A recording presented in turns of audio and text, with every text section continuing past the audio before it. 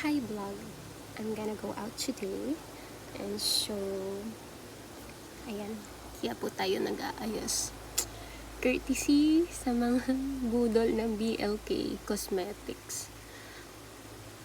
Yan, yung eyelashes na yan, yung false mascara nila yan, nabudol ako. Magkano yun? 400?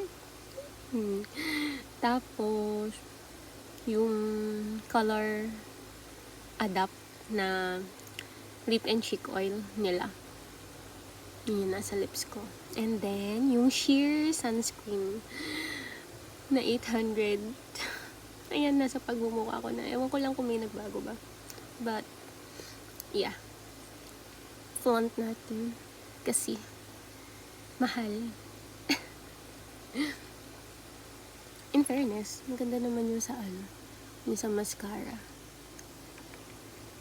Pero, yun nga, medyo hindi pa din halata sa akin. Kahit naman na tawag dito, lash extension ako, hindi rin naman halata. So, ayun, on flick, oh. Pag naka-side view na lang talaga. Pero pag nakaharap, medyo hindi siya halata.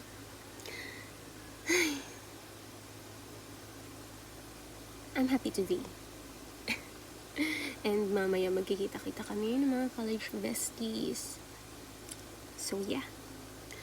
Ito yung mga BB bangs natin na napaka-unruly.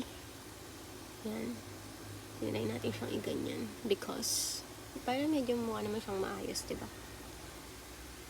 Yan. And my hair. Ayan. Medyo mahaba na yung hair ko, guys. Nagpa-trim ako ng August. So, kung hindi siguro ako nagpa-trim, baka hanggang dito na siya.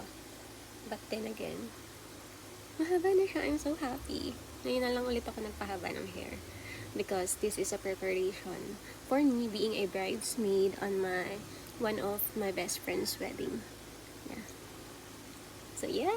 I'm excited. Sa January na yun. Magka-cry-cry ang auntie nyo. So, that's it for today. I'm not sure if I'm gonna upload this, but wala lang. Cute lang tayo for today's video. Kaya tayo nag-video. Bye-bye! Annyeong!